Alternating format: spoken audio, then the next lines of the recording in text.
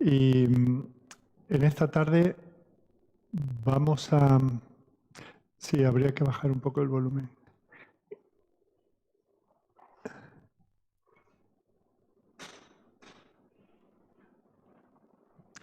En esta tarde vamos a continuar nuestro estudio de los jueces que el Señor, hombres y mujeres que el Señor levantó en aquel tiempo antes de establecer la monarquía sobre su pueblo. Y en ese tiempo tan oscuro, tan deprimente, de tanto pecado y tanta corrupción, el Señor levantó a estos sus siervos para hacer maravillas, para mostrar la salvación que Él iba a traer siglos más tarde a través de su propio Hijo Jesucristo. Y encontramos en ellos tipos, ejemplos, señales de aquel Salvador que habría de venir. Y hoy vamos a tratar sobre Gedeón. Hasta aquí hemos estado dedicando un día a cada uno de estos jueces, pero en este caso creo que vamos a extendernos durante 2 o 3 semanas porque es importante que veamos muchos de los detalles que el Señor nos ha dejado en su palabra. Así que si ya nos aseguramos, saludamos también a quienes nos siguen desde sus casas por internet y vamos a poner este tiempo en las manos del Señor. Oremos. Dios y Padre nuestro que estás en los cielos, que estás también entre nosotros conforme a tu palabra, conforme a tus promesas. Venimos a ti, Señor, en esta tarde con corazones humildes, no porque seamos humildes nosotros, sino porque comprendemos, Señor, que nuestra arrogancia y altivez no tienen cabida en tu presencia, que somos indignos de ti, que somos indignos de pronunciar tu nombre, de alzar nuestros ojos a ti. Pero venimos, Señor, en la humildad de aquellos que se reconocen pecadores, que se reconocen indignos de ser recibidos ni más ni menos que en el salón del trono del Rey del universo. Tú nos recibes, tú nos has mandado llamar, tú has hecho todo lo que era necesario para que podamos estar en tu presencia sin ser consumidos, porque aunque es mucho nuestro pecado, mucho más grande es la obra de Cristo. En Él hemos sido justificados, en Él hemos sido perdonados, en Él, Señor, tenemos el acceso de hijos y con esa filiación venimos a ti, a nuestro Padre, al mismo tiempo con el respeto de saber que estamos delante del Dios Todopoderoso. Y te damos gracias, Señor, por esta oportunidad que nos das de venir en mitad de la semana a este lugar donde tú nos permites congregarnos para considerar los dichos de tu boca, para considerar, en este caso, este periodo de la historia de tu pueblo en el cual eran pocos los que se mantenían fieles a ti, eran pocos los que estaban dispuestos a identificarse contigo, a vivir vidas de piedad, estaban entregados a todo tipo de idolatría y estaban pagando las consecuencias por ello. Pero Señor, aún en el juicio que tú les enviaste, que era largo, era doloroso para ellos, aún así, Señor, tú les estabas mostrando misericordia.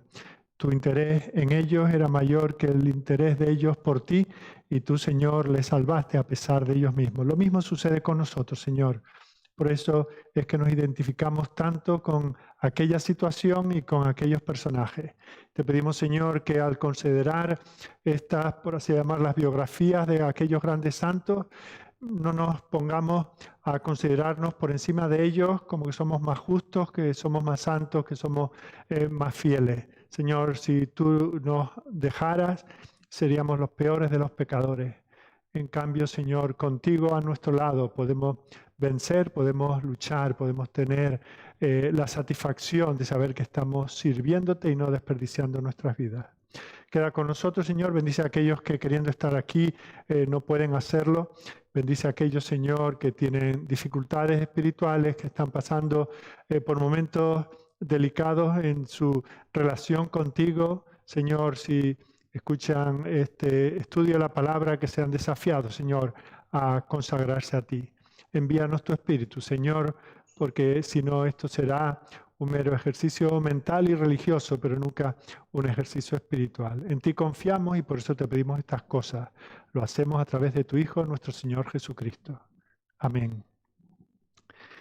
Bueno, pues como digo, vamos a comenzar en esta tarde a estudiar la historia que encontramos en el libro de los Jueces, en el capítulo 6, y vamos a ver hoy el llamamiento de Gedeón. Vamos a leer los primeros 24 versículos y vamos a ver cómo el Señor va a usar este hombre, el que cualquiera de nosotros no habría escogido, lo habríamos dejado para el último en todo caso, un hombre con todas las debilidades que un hombre puede tener, pero en el cual el Señor puso sus ojos, puso su gracia y lo llevó a hacer cosas maravillosas para él.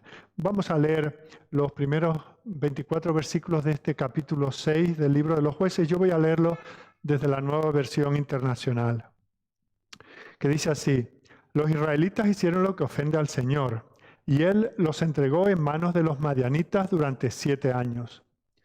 Era tal la tiranía de los madianitas que los israelitas se hicieron escondites en las montañas y en las cuevas y en otros lugares donde pudieran defenderse.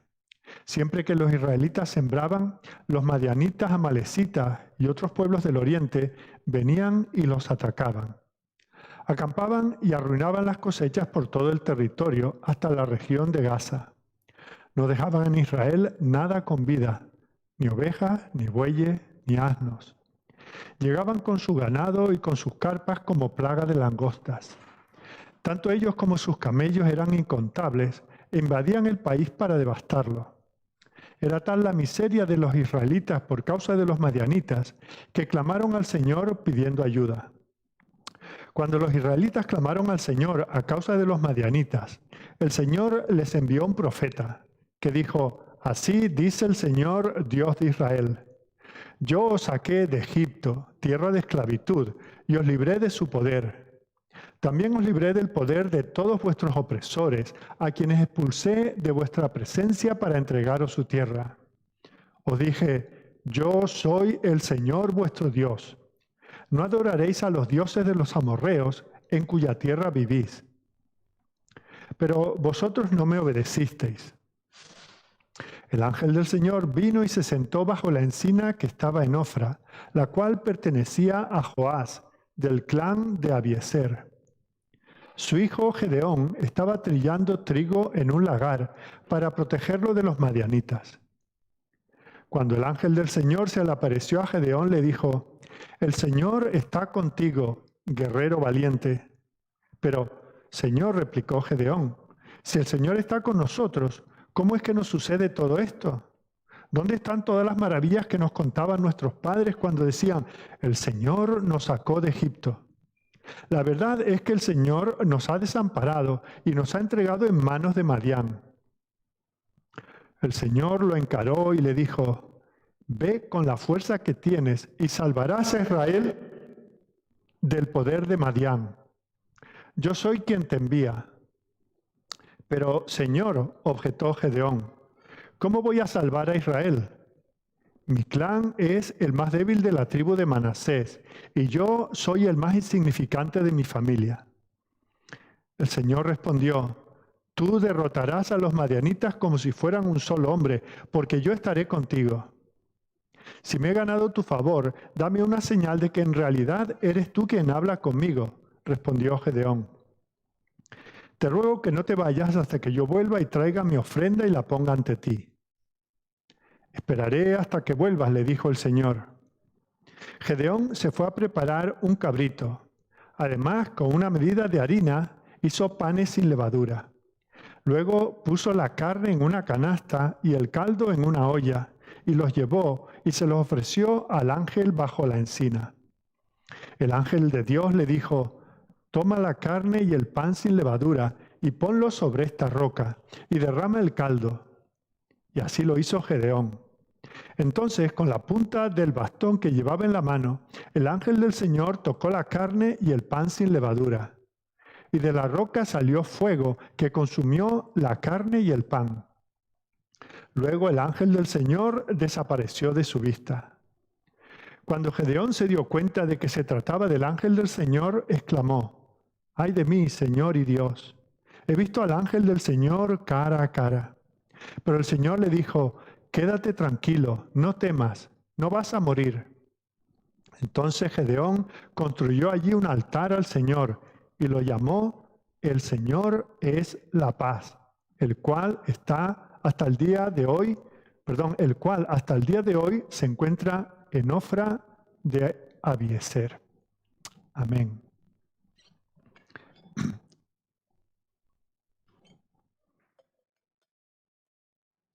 Como dije hace un momento en la introducción, en las próximas semanas vamos a introducirnos en la vida de un juez extraordinario, este hombre llamado Gedeón.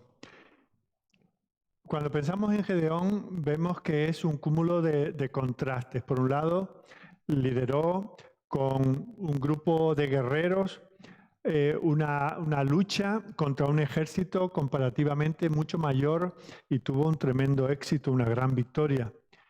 Así que lo vemos como un gran vencedor. Por otro lado, lo vemos un hombre que es un saco de dudas, temores, ansiedades y preguntas. Cuestionaba al Señor. No solamente le hacía preguntas al Señor, sino que ponía en cuestión al propio Dios. Era un hombre que ponía en tela de juicio a los criterios de Dios. ¿Cómo es que nos tratas de esta manera? No obstante, en ese cúmulo de contrastes, vemos que hizo la voluntad del Señor. Fue llamado a ser juez, ser libertador de Israel en un tiempo muy difícil. El pueblo de los madianitas estaba acosándoles, oprimiéndoles durante mucho tiempo, hasta el punto de que ellos se veían tan pocos, se veían tan débiles, que tenían todas las de perder. Y estos madianitas les quitaban las cosechas, les quitaban las casas, les quitaban el ganado y también ponían las vidas de los israelitas en peligro. Tal es la condición que fijaos que en el versículo 6 dice que Israel empobrecía día a día. En gran manera dice que a causa de Madián empobrecía a Israel. Se le acabaron los recursos. Un año que vengan y te roben, bueno, si puedes lo aguantas, pero cuando ya roban al que han robado y cuando le vuelven a robar y así durante 7 años, vemos cómo estaban ya al final de sus recursos. La gente estaba muriéndose de hambre, la nación se estaba extinguiendo. Fijaos, el pueblo de Dios estaba a punto de la desaparición.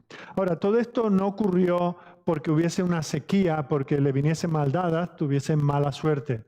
Eso les ocurrió porque ellos habían descartado a Dios. Ellos habían desechado al Señor. El Señor les había hablado, el Señor se había comprometido a ser su Dios, a defenderles, a protegerles, a proveerles, pero ellos lo habían rechazado.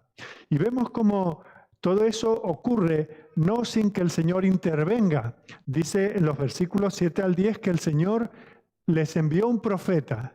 Fijaos que una de las cosas que hace el Señor para mostrar su enfado con su pueblo muchas veces es no hablarles, lo que nos pasa a nosotros, ¿verdad? Nos enfadamos con alguien, estamos un tiempo sin hablarles, no tenemos ganas de comunión, no tenemos ganas de echarnos una risa ni de entrar en conversación.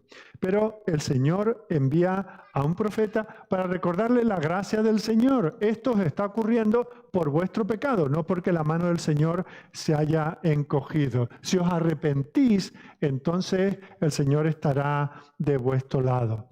Y vemos cómo el Señor no solamente les envía a ese mensajero, sino que les envía un libertador. Y ese va a ser el propio Gedeón. En cuanto al personaje, una de las cosas que sabemos, su nombre significa el que rompe o el que abolla. Aquellos que estáis esperando bebés o pensáis algún día poner nombre bíblico a vuestros hijos, cuidado con llamarle Gedeón, luego no os quejéis, estáis advertidos. Bueno, pues este es Gedeón, un hombre que va a ser instrumento en las manos del Señor para abollar a aquellos madianitas, para acabar con aquella nación que estaba haciendo tanto daño al pueblo del Señor. Y hoy lo que vamos a considerar es el llamamiento de Gedeón. Y vamos a ver 4 cosas. En primer lugar, vamos a ver las circunstancias en las que el Señor llama a Gedeón. En segundo lugar, la comisión. ¿A qué lo llama? En tercer lugar, vamos a ver la confusión de Gedeón. Gedeón no tiene del todo claro, por mucho que el Señor se le aparezca y lo comisione. En cuarto lugar, vamos a ver la confirmación, cómo el Señor le confirma que él no está solo, que el Señor va a estar con él. Así que comencemos viendo las circunstancias, la coyuntura en la cual se encontraba Gedeón cuando el Señor lo llama. En el versículo 11 de este capítulo 6 de Jueces, dice: vino el ángel de Jehová y se sentó debajo de la encina que está en Ofra, la cual era de Joás Abieserita. Y su hijo Gedeón estaba sacudiendo el trigo en el lagar para esconderlo de los madianitas. Fijaos que solo este versículo nos comienza a decir cuáles eran las características del momento que se estaba viviendo. Y lo primero que vemos es que era un tiempo de pobreza. Israel no estaba sobrado de medios, la gente se estaba muriendo de hambre. Eran tiempos oscuros y desesperados. Mirad el lenguaje que se utiliza. Versículo 4. Y acampando contra ellos, destruían los frutos de la tierra hasta llegar a casa. Y no dejaban qué comer en Israel, ni ovejas, ni bueyes, ni asnos. Porque subían ellos y sus ganados y venían con sus tiendas en grande multitud como langostas. O sea, arrasaban. Ellos y sus camellos eran innumerables. Así venían a la tierra para devastarla. Fíjate, no solamente se quedaban con el producto, sino que destruían lo que dejaban, por donde pasaban, dejaban destrucción.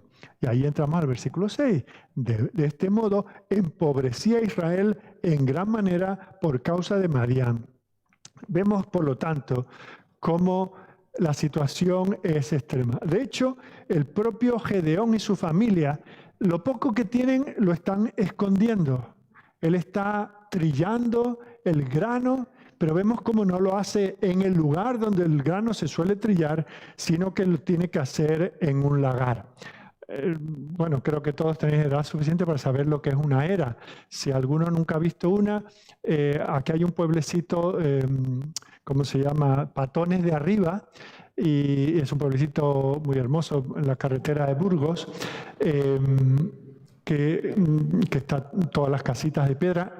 y hay unas eras que se ve, es un lugar en lo alto del cerro, suele ser más o menos circular, y allí se echaba el grano y se pasaba un trillo, normalmente un buey, un animal de carga, tirando. Un trillo es una tabla, como si dijésemos la tabla de esta mesa, que tiene por debajo piedras o trozos de hierro, cristales, y ahí va andando el animal y el que lo lleva montado en el trillo y va pisando, aplastando, y con ese aplastar va separando el grano de la paja. Y luego allí, por eso suele poner en un cerro, como hay brisa, pues se avienta, se tira al aire, la paja se la lleva el viento y el trigo cae a la tierra y luego se recoge. Bueno, pues eso es una labor propia de, hoy en día casi todo se hace con maquinaria, pero así se hacía hasta no hace tanto tiempo, y así se hacía en aquellos tiempos.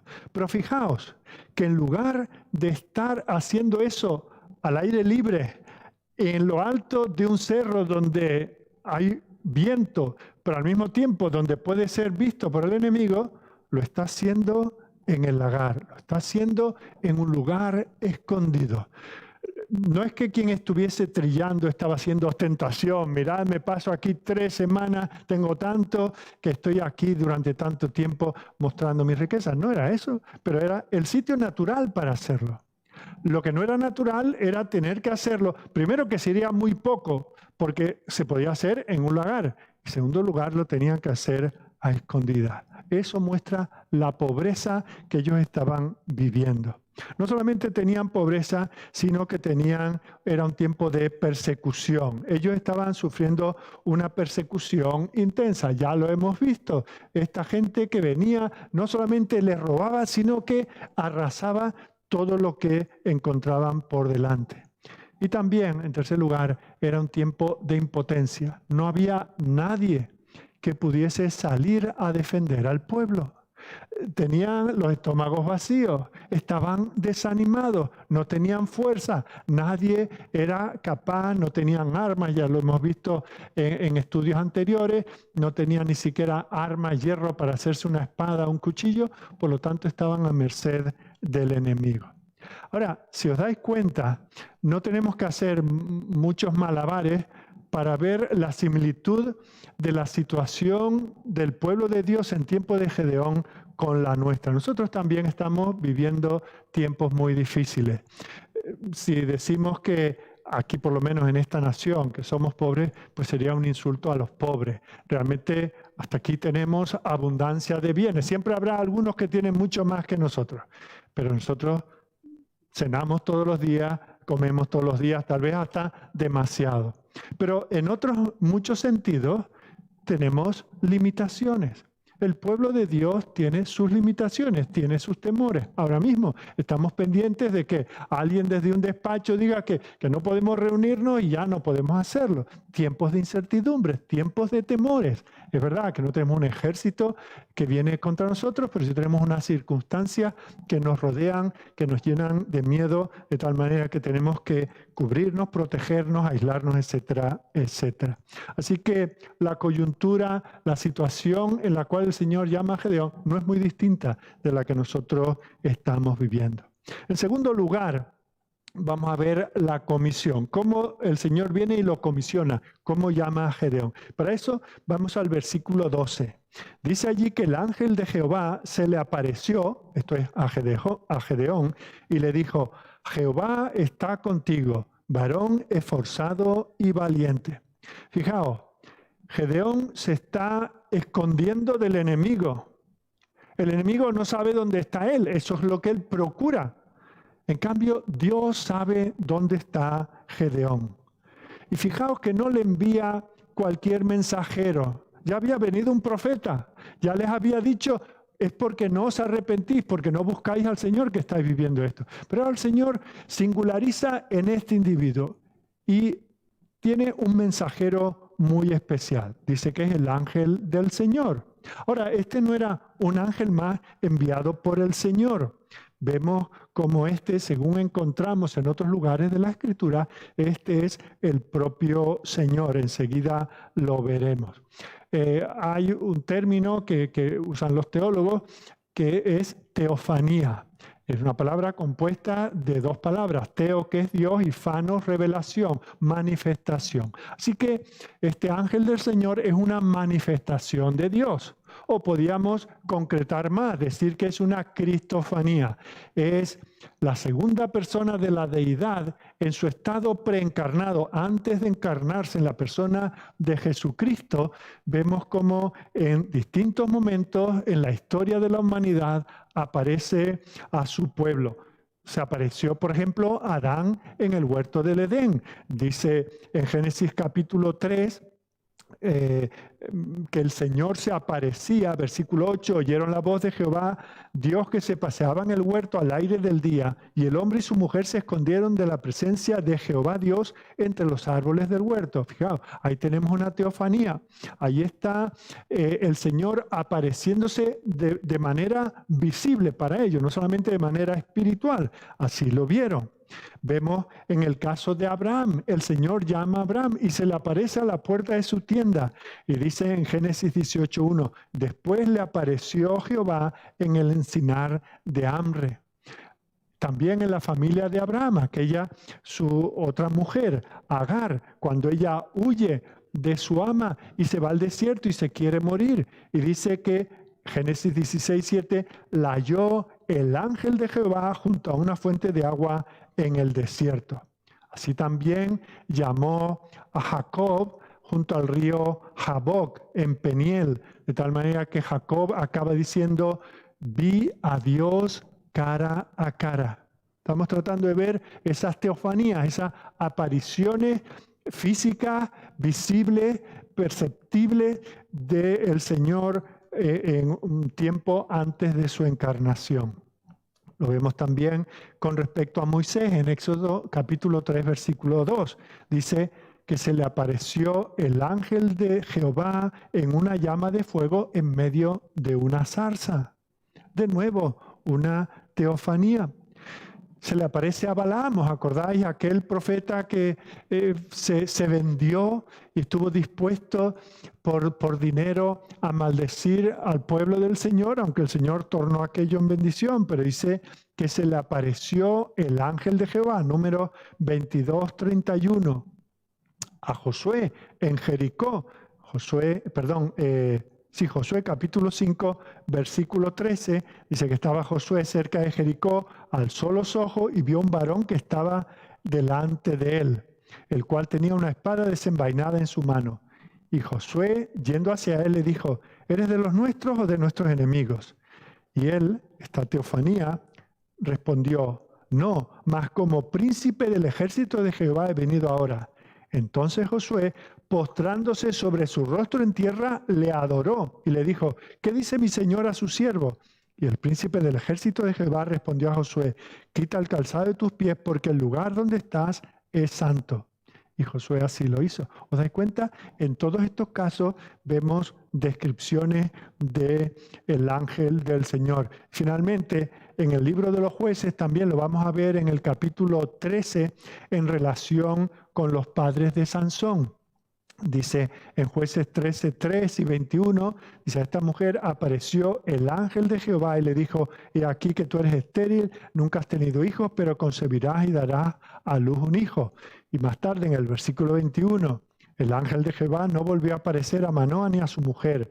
Entonces conoció Manoa que era el ángel de Jehová. Incluso temen por su vida porque habían visto al ángel de Jehová, habían visto al Señor.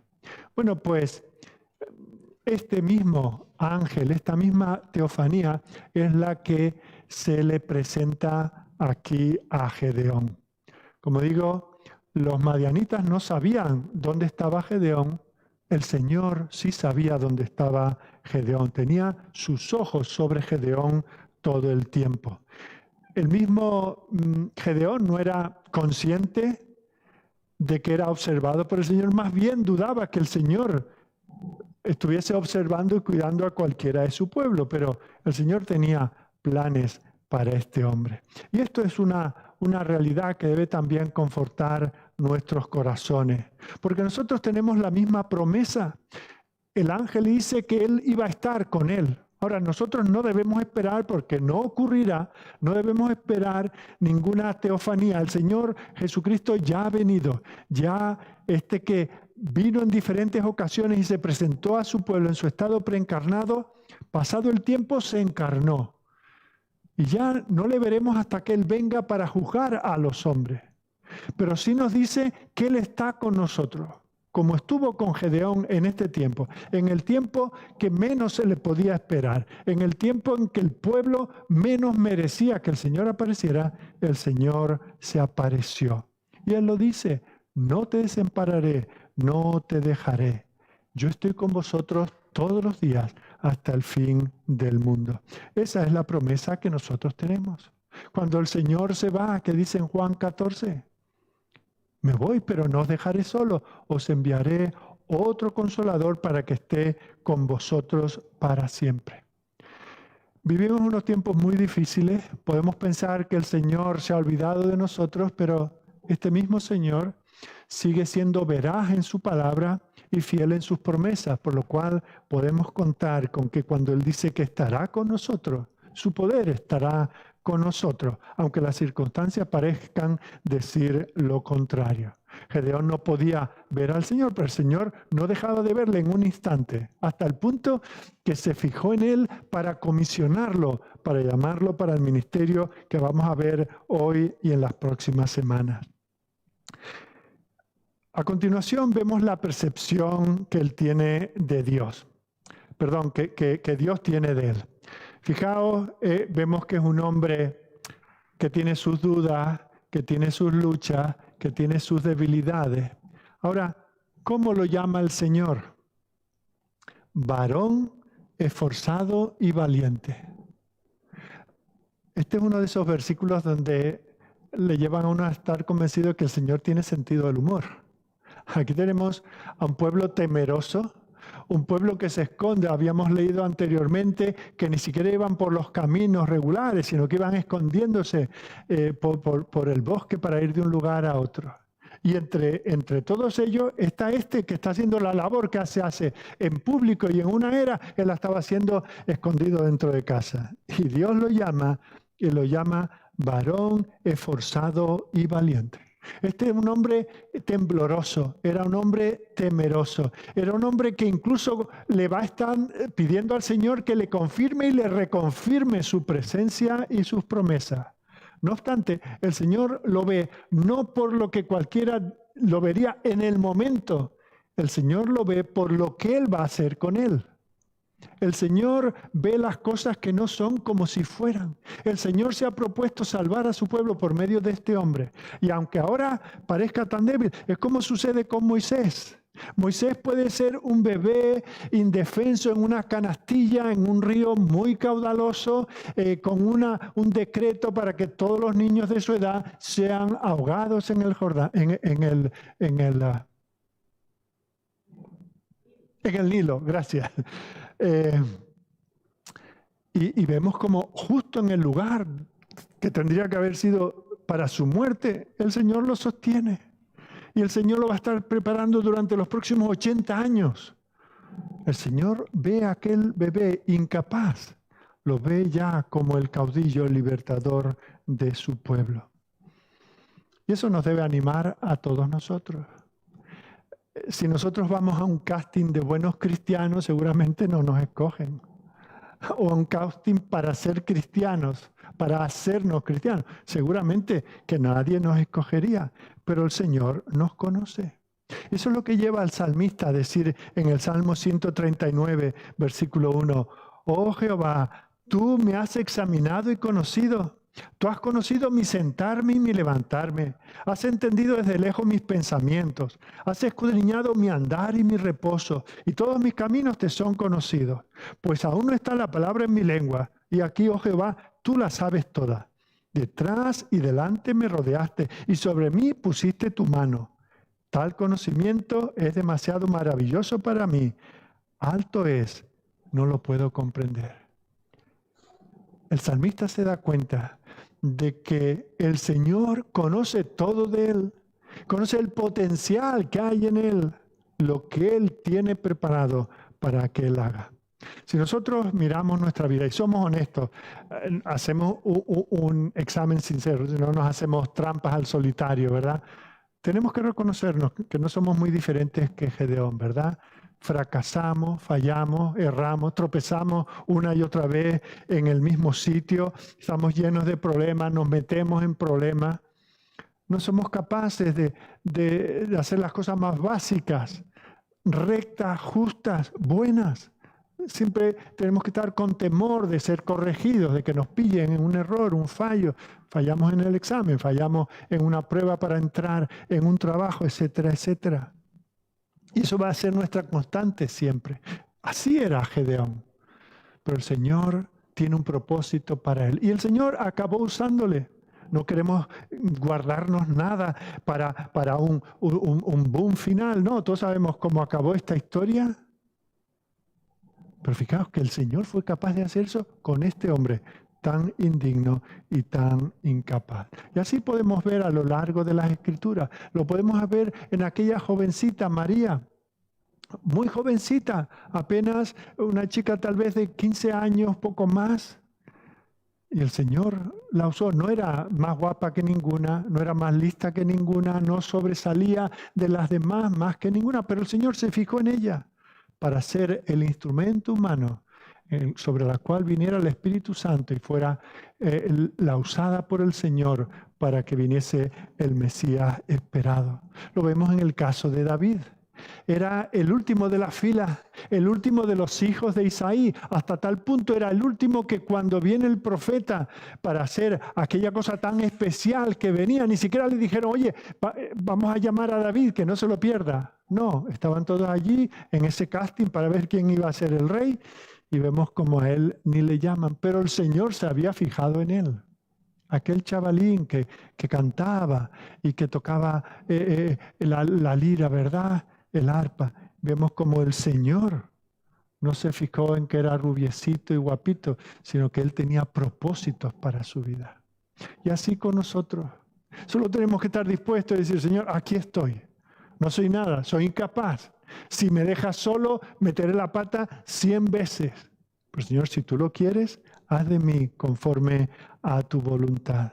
Así que este era Gedeón. Podríamos, por lo que vamos a ver más adelante, podríamos decir, es un niño mimado, tal vez un niño de mamá, un niño que se esconde bajo la falda de su madre, un hombre debilucho, y el Señor lo va a hacer un guerrero poderoso y valiente. Por eso ya de antemano lo llama así, varón esforzado y valiente, porque el Señor no ve lo que ve el hombre. El Señor ve lo que Él va a hacer en el hombre. No importa lo que nosotros hayamos sido, los fracasos que hayamos tenido, si estamos dispuestos a dejarnos usar por el Señor según su voluntad, Él podrá hacer grandes cosas en nosotros. Hemos visto el contexto en que el Señor lo llama, hemos visto la comisión, como el Señor lo llama. En tercer lugar, vamos a ver la confusión en la que se encuentra Gedeón. Leamos de nuevo los versículos 13 al 16. El Señor lo llama y Gedeón responde, Señor mío, si Jehová está con nosotros, ¿por qué nos ha sobrevenido todo esto? Mirad cuántas preguntas hay aquí. ¿Por qué nos ha sobrevenido todo esto? ¿Y dónde están todas sus maravillas que nuestros padres nos han contado diciendo, ¿no nos sacó Jehová de Egipto? Y ahora Jehová nos ha desamparado y nos ha entregado en manos de los madianitas. Fijaos. A ver, fijaos que este Señor nos lo pone en la Biblia con minúscula. Él de momento no reconoce al ángel de Jehová como el Señor. Simplemente ve que es un enviado de Dios, pero dice, algo está... Esto es un poco lo que sucedía en los tiempos de Isaías que estamos estudiando. El domingo pasado, el próximo domingo estaremos viendo esto, ¿no? La gente decía, o Dios no tiene poder para ayudarnos, o lo tiene pero pasa de nosotros. Porque dice, claro, nuestros padres nos cuentan maravillas que el Señor nos sacó de Egipto. Dice, pero ahora nos ha desamparado, nos ha entregado en manos de los madianitas. Y mirándole Jehová, fijaos, ese ángel de Jehová ahora se dice claramente, mirándole Jehová le dijo, ve con esta tu fuerza y salvarás a Israel de mano de los madianitas. ¿No te envío yo? Y entonces le respondió, Señor mío, vuelven otra vez las cuestiones, la confusión de este hombre. ¿Con qué salvaré yo a Israel? Mira mi currículum, Señor. Y aquí que mi familia es pobre en Manasés. Y yo el menor en la casa de mi padre. Somos pobres y yo el más pobre en la casa de los pobres. Y Jehová le dijo, ciertamente yo estaré contigo y derrotarás a los madianitas como a un solo hombre. Vale, que viene el Señor y lo llama tremendo. De toda la humanidad el Señor se ha fijado en este hombre al que le tiemblan las piernas. Lo llama esforzado y valiente y le da una comisión. Y él que se conoce dice, te has equivocado, yo no soy, no puedo ser yo quien vaya a salvar a Israel. Aparte de que dudo de que el Señor esté con nosotros, más dudo que sea yo quien vaya a ser el héroe en estas circunstancias. Por eso él duda de la presencia del Señor. Si Dios está con nosotros, esto no nos pasaría. Si Dios está con nosotros, teníamos que estar de victoria en victoria, de triunfo en triunfo. La gente tendría que venir a traernos regalos. Las naciones de alrededor tendrían que estar pagándonos impuestos por pasar por nuestros caminos o por comerciar con nosotros. Y no ocurre eso. Por lo tanto, él cuestiona la presencia de Dios, pero también cuestiona el proceder de Dios. ¿Por qué nos ha sobrevenido todo esto? ¿Dónde están los milagros que nuestros padres nos han contado? Hace 250 años nuestros antepasados estaban en Egipto y ellos nos cuentan cómo fueron sacados de allí con mano poderosa. Y cómo 40 años más tarde se les dio esta tierra también porque el Señor estaba con ellos. Si hubiéramos estado en esa época, yo creería que el Señor está con nosotros. Pero eso solo lo cuentan los antepasados. Nosotros llevamos décadas que no vivimos ninguna de esas experiencias. No puede ser. Algo aquí está fallando. Vemos cómo él también cuestiona la percepción de Dios. Versículo 14. Ve con esta tu fuerza y salvarás a Israel de la mano de los madianitas. ¿No te envío yo? Fíjate, dice, tú fíjate en mí. Pero Gedeón todavía no mira al Señor, no se fija en el Señor, sino en sí mismo. Pues dice, Señor mío, ¿con qué salvaré yo a Israel? Y aquí que mi familia es pobre en Manasés y yo el menor en la casa de mi padre. Fijaos. Dice, tú salvarás a Israel.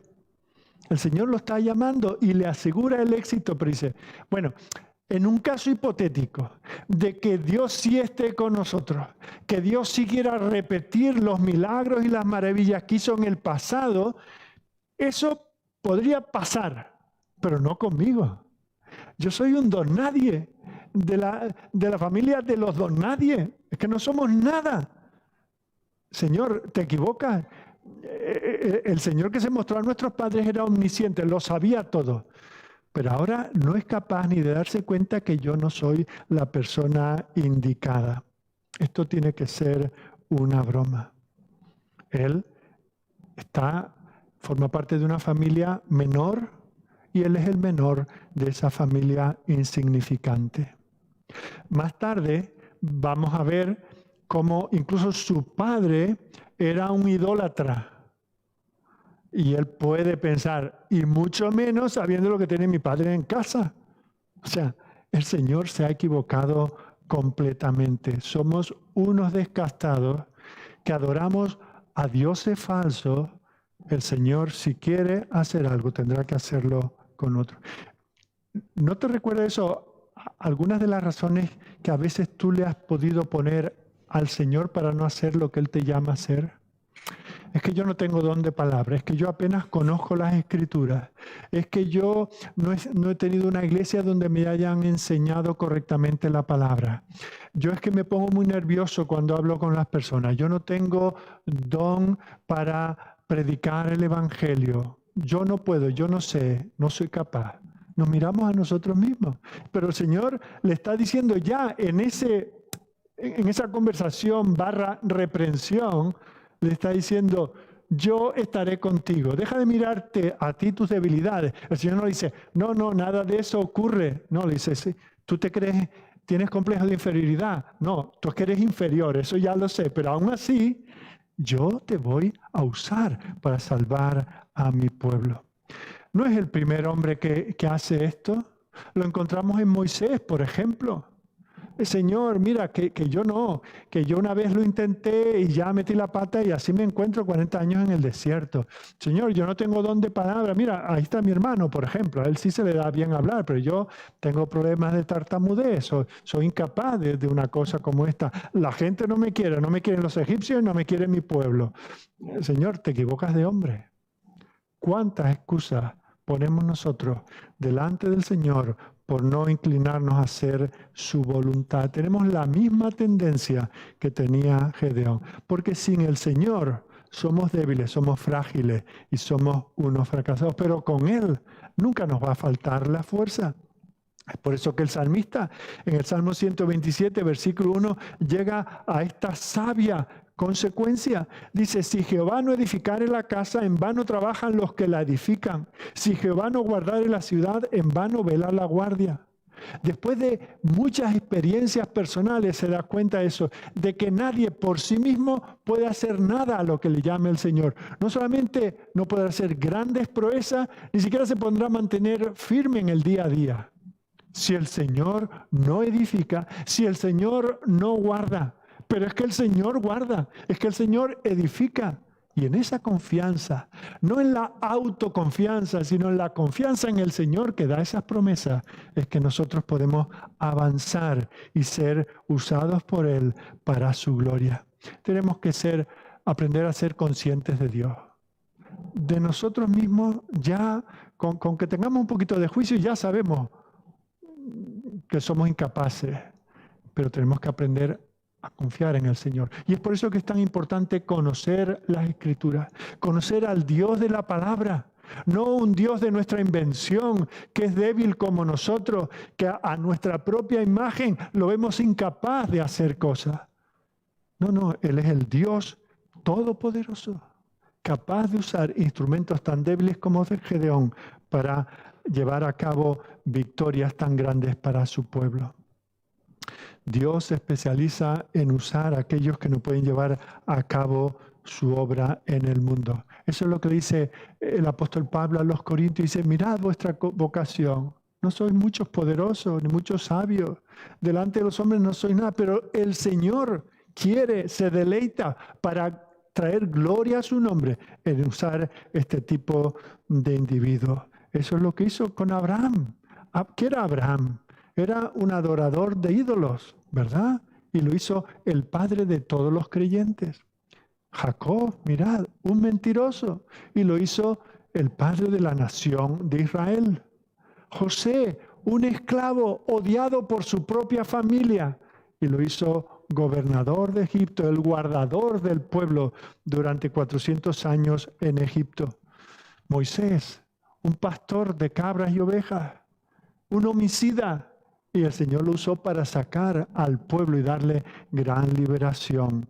Jefté, lo vamos a ver aquí en el libro de los jueces, el hijo de una prostituta. ¿Qué podía esperar un hombre como él? Pues el Señor libró a Israel a través de él. Aquella muchachita anónima, la criada de la mujer de Naamán, el Señor la usó solamente para dar una indicación. Allá hay un profeta, que vaya y consulte con él.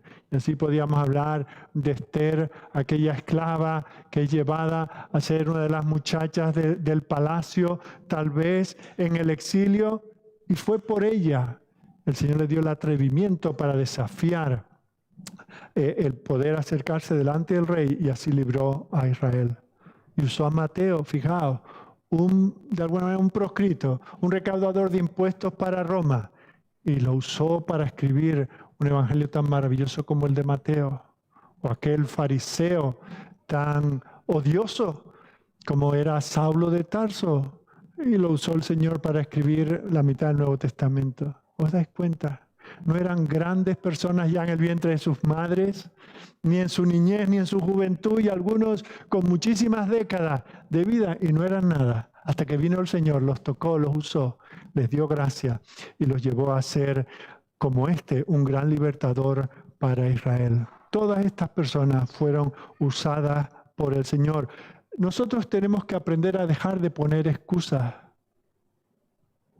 Si yo tuviese este don, a lo mejor estaría compartiendo el Evangelio.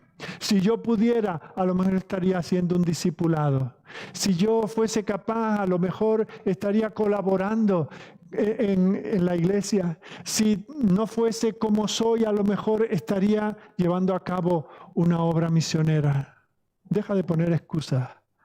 El Señor puede hacer de ti un varón, una mujer esforzado y valiente. Solo tenemos que ponernos a ello, poner las manos en el arado. Y esto nos lleva a nuestro último punto en esta tarde. Os recuerdo, hemos visto la coyuntura en la cual se encontraba Gedeón, el contexto, hemos visto la comisión que el Señor le da, la confusión que eso genera en este hombre. Y en los últimos versículos 16 al 24 vamos a ver la confirmación que le da el Señor. Vemos en el versículo 16 cómo el Señor le confirma, dice, ciertamente yo estaré contigo y derrotarás a los medianitas como a un solo hombre. Tú serás capaz, con mi presencia, serás capaz de derrotar a los medianitas como si fueran un solo hombre. El Señor le promete que le va a usar de una manera poderosa y asombrosa. Lo único que tiene que hacer es confiar en el Señor. Ninguna otra cosa. No tiene que hacer ninguna maravilla, no tiene que hacer unas pruebas, unos exámenes, un cursillo. No tiene que hacer nada. Confiar en el Señor. El problema es que Gedeón todavía no está listo. Todavía está sobrecogido por la situación. Todavía le falta confianza en el Señor. Así que junto con esas palabras de ánimo, varón esforzado y valiente, encontramos ese contraste. Él necesita pruebas. La situación es tal que él no se va a creer estas palabras, ni aun viniendo de la propia boca del Señor. Así que le pide una señal. Esta no es la última vez que Gedeón va a estar pidiendo señales. Un hombre de una fe débil, no confía directamente en el Señor. Y aquí lo primero que vemos es que Dios es un Dios paciente. Porque detrás de eso, el Señor, aumentanos la fe. No hay un deseo de vigorizar nuestra fe. Cuando los discípulos dijeron esto, es porque no querían creer lo que el Señor les estaba diciendo, ni hacer lo que les estaba mandando, que era perdonar a su hermano infinitas veces. Dice, ay Señor, para eso hay que tener mucha fe. Aumentanosla porque nosotros no la tenemos. Aquí no vemos que sean, ay, qué hombres tan santos que quieren más fe, una fe más fuerte. No, no quieren hacer lo que el Señor les llama a hacer. Algo tan sencillo como perdonar a alguien. No se trataba de eliminar a los ejércitos madianitas, simplemente perdonar al hermano que les ofendía. Y así nosotros, cuando esperamos a que el Señor nos aumente la fe, eso no es un acto de fe. Al contrario, son actos de desconfianza. Es poner en duda la palabra del Señor. Y eso es lo que Él hace aquí. Pero el Señor es misericordioso. Y a pesar de todo, le da la prueba que Él anda buscando. Y vemos cómo Dios confirma a Gedeón lo que le está diciendo por medio de una presentación. Versículo 18. Te ruego que no te vayas de aquí hasta que vuelva a ti y saque mi ofrenda. Estas son palabras de Gedeón. Y la ponga delante de ti. Y él respondió, yo esperaré hasta que vuelva. Y entrando Gedeón, preparó un cabrito y panes sin levadura de un efa de harina, que por cierto son 22 kilos de harina, y puso la carne en un canastillo y el caldo en una olla, y sacándolo se lo presentó debajo de aquella encina. Entonces el ángel de Dios le dijo, toma la carne y los panes sin levadura y ponlo sobre esta peña y vierte el caldo. Y él lo hizo así. Y extendiendo el ángel de Jehová el báculo que tenía en su mano, tocó con la punta la carne y los panes sin levadura. Y subió fuego de la peña, el cual consumió la carne y los panes sin levadura. Y el ángel de Jehová desapareció de su vista. Fijaos que Gedeón quiere presentar una ofrenda al Señor en el versículo 18 y el Señor le dice que se tome su tiempo, que lo haga y le promete que regresará. Así que Gedeón prepara un cabrito, panes en abundancia, 22 kilos de harina amasada hecha pan y una olla de caldo. Ahora, recordemos el contexto. Aquí el Señor está generando la fe en un hombre que tenía poca. Este hombre que por no tener fe tenía que estar preparando el grano para hacer el pan, el poco grano que podía preparar lo estaba haciendo donde no era habitual, a escondidas. Se estaba muriendo de hambre, pero cuando el Señor se le acerca, Él da al Señor todo lo que tiene. No hace una pequeña ofrenda simbólica, no. Se pone a preparar allí panes, 22 kilos de harina. Es asombroso. El Señor comienza a hacer esa transformación. Aquel que se escondía para guardar lo poco que tenía de provisión para él y su familia, ahora empieza a ser generoso con el Señor. Le está diciendo, Señor, mi vida está en tus manos. Cabritos tal vez no tendría mucho y por eso ofrece lo que ofrece, pero de lo que tenía, en lo que él estaba trabajando en aquel momento, se lo entrega al Señor como una ofrenda extraordinaria. Tiene que entregarse al Señor plenamente. No puede andar con medias tintas. Señor, voy, pero estaré con un ojo aquí en la intendencia. Señor, todo te doy. Me entrego completamente. Y vemos cómo el Señor está dispuesto a aceptar esa ofrenda. Y le dice que lo ponga sobre una roca y vemos cómo el Señor toca con la punta del subáculo, hace que salga fuego y de la roca y consume el sacrificio. El Señor está confirmando a Gedeón, vengo a llamarte, tú dudas, me reconoces, me haces una ofrenda, yo la acepto y ahora vamos a continuar juntos el resto del camino. Y fijaos cómo el Señor usa este báculo, que era esa vara que usan los pastores pues para sacar a una oveja que se ha enganchado en unas zarzas, para animarla, para estimularla, a veces para corregirla. El Señor está allí con Gedeón y de esa manera Él está mostrando que le va a guiar, que le va a confortar, que le va a proteger, que le va a controlar. Era una manera física de decir, te he dicho con mi voz que voy a estar contigo y te lo estoy manifestando ahora de una manera física. Dios ha venido, Dios ha llamado, Dios ha comisionado a Gedeón y ahora acepta su sacrificio. Este que formaba parte de un pueblo que se había entregado a la idolatría, ofreciendo sacrificios a dioses que no lo son, ahora le estaba ofreciendo un sacrificio al Señor y el Señor lo acepta. El Señor está dispuesto a aceptar nuestras vidas. Cuando nosotros nos postramos delante de Él de manera sincera, Él ve lo que hay en nuestros corazones. Y ahí vemos que había sinceridad. Por eso insisto en la cantidad de harina que este hombre invirtió en aquel día. No estaba diciendo, bueno, una cosa pequeña y simbólica y el Señor es consciente de que tengo poco le doy porque claro, vale que yo me voy ahora a esta guerra, no sé cómo será, pero claro, yo tengo que dejar aquí algo para mi familia. Quien piensa eso está mirando atrás. Está queriendo ocuparse de las cosas domésticas y sociales y familiares. Pero este hombre lo entrega todo y el Señor así lo acepta. Y ese es el deseo que el Señor tiene para nosotros, que nos ofrezcamos enteramente a Él, que no nos demos a Él con reserva, que no nos demos a Él por horas, que no nos demos con tarifa, con taxímetro, sino que nos entreguemos a Él tal como somos, que nos consideremos dichosos de que el Señor nos llame y nos quiera utilizar, que no estemos diciendo, sí Señor, pero mira, considera.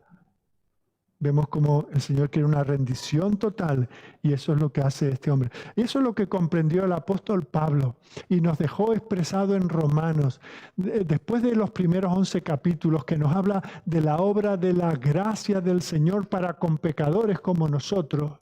Dice, en vista de esa misericordia del Señor, entregaos, ofreceos como un sacrificio vivo, santo, agradable a Dios. Entregaos vosotros mismos. El Señor, fijaos que en otro momento le dice a su pueblo, no quiero más ofrenda, no quiero más sacrificio, no quiero más sangre derramada, porque me honráis de labios, pero vuestro corazón está lejos de mí. Y en este caso, Él está transformando el corazón de Gedeón. Y no dice Gedeón, no me vengas con sacrificio, no me vengas con tontería, que sé cómo eres. No. El Señor dice, te muestro mi gracia. Y se empieza a mostrar ese cambio, ese hombre que duda. Y fijaos, no es que este hombre ya vaya a ser impecable de aquí a su marcha a la presencia del Señor. No, va a seguir creyendo y dudando a partes iguales, siendo fiel al Señor y fracasando delante del Señor. Pero aquí se está entregando, rindiéndose completamente al Señor, conociendo cuál es la buena voluntad de Dios, agradable y perfecta. Y vemos cómo el Señor no solamente le confirma con esa acción de quemar aquel sacrificio, sino también con una promesa que encontramos en los versículos 22 al 24.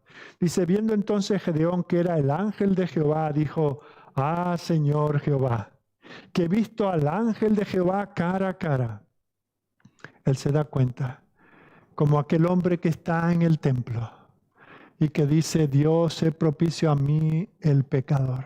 Él sabe que no está delante de un simple siervo del Señor, que ya sería mucho. No, está delante del Señor. Y cuando lo reconoce, dice, ¿qué será de mí? Este lamento. Este es uno de como esos ayes de Isaías. ¡Ay de mí! ¿Qué me puede pasar ahora? Que el Señor, cuyos ojos ven más allá de las apariencias, está delante de mí. Él sabe, yo no lo puedo engañar, no le quiero engañar. ¿Qué será de mí? He visto al ángel de Jehová cara a cara. Y el Señor le dice, pasa a ti. No tengas temor, no morirás. Fijaos, pasa a ti, no tengas temor, no morirás. Esas son las palabras de consuelo. Y eso es lo que nosotros hemos escuchado cuando hemos ido a la cruz del Señor. Cuando nos hemos reconocido pecadores delante del Señor. Cuando nos hemos dado cuenta de que no hay nada en nosotros digno de librarnos de la ira justa del Señor sobre nosotros.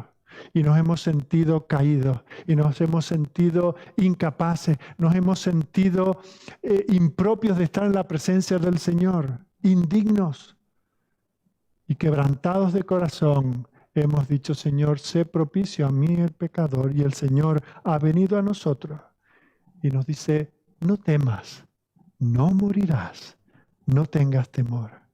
Y eso, fijaos, ¿qué produce en Gedeón? ¿Qué fruto da? Dice, edificó allí Gedeón altar a Jehová y lo llamó Jehová Salom. Pasa a ti, le dijo el Señor. Y él dice, este es un altar y este lugar ahora se llamará Jehová Salom. El Señor es la paz. Ahora reconoce Gedeón con quién está tratando. Ahora por fin se da cuenta delante de quién está.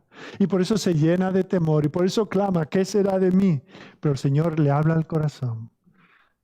Mi paz os dejo, dice el Señor, la paz os doy. Nos da una paz que sobrepasa cualquier entendimiento.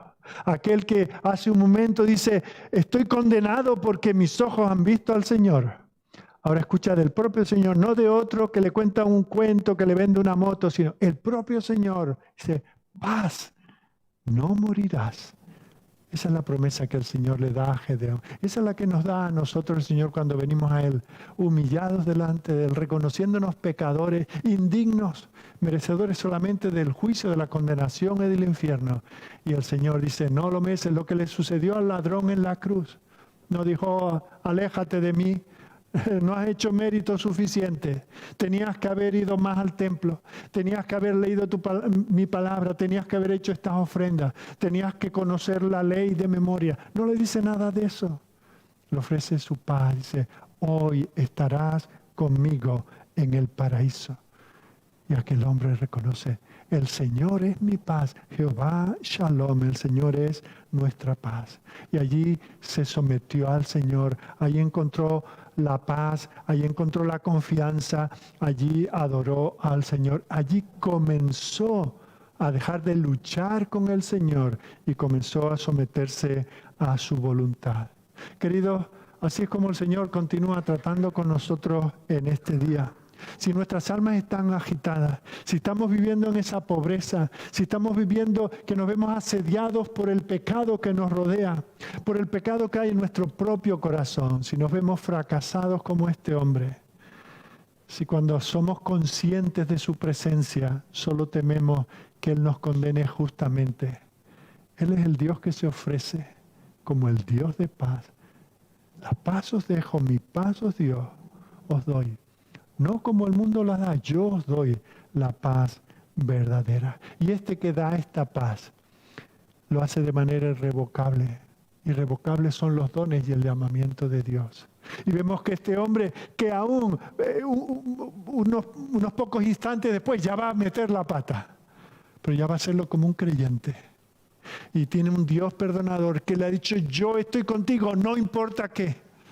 Esa es la confianza que tenemos. Por eso tenemos que mirar más a Dios y menos a nosotros. Porque cuando nos vemos a nosotros mismos, ya vemos el fracaso antes que llegue. Y cuando llega lo confirmamos. Pero cuando miramos al Señor, entonces tenemos la victoria. Vemos a este hombre temeroso, tímido, lleno de dudas, con más preguntas que respuestas. Pero vemos cómo el Señor lo lleva al lugar del servicio. Yo te he escogido. De todo Israel, de todos los que están como tú, escondidos, no en la era, sino en el lagar. De todos los que están tal vez preparando su última comida antes de dejarse morir. Yo estoy para hombres como tú, para mujeres como tú. Tú solamente tienes que confiar en mí. El Señor nos ha creado para que vivamos en las buenas obras que Él tiene preparadas para nosotros. Y la pregunta es si estamos en ello o si estamos poniendo excusas. Excusas que pueden tener su razón de ser mientras nos miramos a nosotros. Pero cuando miramos al Señor, en Él todo lo podemos. Él es el que promete estar con nosotros todos los días. Fijaos la comisión que nos da. Es ir a este mundo de zombies, de hombres y mujeres que son muertos vivientes, a ir a proclamarles vida cuando ellos cierran sus oídos y tapan sus ojos. No quieren escuchar el Evangelio, no quieren creer, quieren oponerse a Dios. Y Dios dice, ahora ve tú y llámalos y yo les daré vida por esa predicación que tú haces de mi Evangelio. Y tenemos que dejar de mirar y dudar, mirarnos a nosotros mismos y mirar al Señor. El Señor nos comisiona, tenemos que ir en su nombre. Pero tenemos que comenzar inclinándonos delante de Él, reconociendo su señorío, reconociendo que tenemos mérito suficiente para que Él nos venga a destruir, pero que Él tiene la gracia suficiente para traernos esa paz. Paz con Dios, paz respecto de nuestros enemigos, paz interior. ¿Tienes tú esa paz? Pídele al Señor que Él obre en ti como obró en Gedeón. Él es el Salvador de todos aquellos que se humillan delante de Él. Vamos a orar. Señor, nuestro Dios, nuestro Padre, te damos gracias por estas lecciones que nos das en este libro, por este llamado en un tiempo oscuro en que tu iglesia estaba viviendo los peores momentos tal vez de su historia. Tu pueblo te había abandonado, te había dado la espalda. Habían puesto entre ellos y tu santa persona habían puesto tantos ídolos y confiaban en ellos, aunque nada les daba, nada podían hacer por ellos. Y Señor, tú tuviste que enviar profetas y eso fue insuficiente. Tuviste que enviar a tu propio Hijo. En esa teofanía, el ángel de Jehová se apareció a este hombre para cambiar su vida y la de todo su pueblo a través de él. Señor, nosotros somos también insignificantes, no venimos de alta cuna, no tenemos grandes recursos, ni grandes capacidades, ni grandes dones, pero tú, Señor, puedes hacer proezas a través de nosotros. Para tu gloria queremos ser buenos siervos, ser siervos fieles. No queremos, Señor, hacer nada que nos pueda llenar de orgullo. Solo decirte, Señor, tómanos, úsanos en la discreción, en el silencio, en la oscuridad, en el rincón donde tú quieras. Pero, Señor, no queremos salir de este mundo sin hacer aquellas obras que tú tienes preparadas para nosotros. Glorifícate en nosotros. Llámanos, Señor. Confírmanos en la fe. Te lo pedimos en el nombre de tu Hijo. Amén.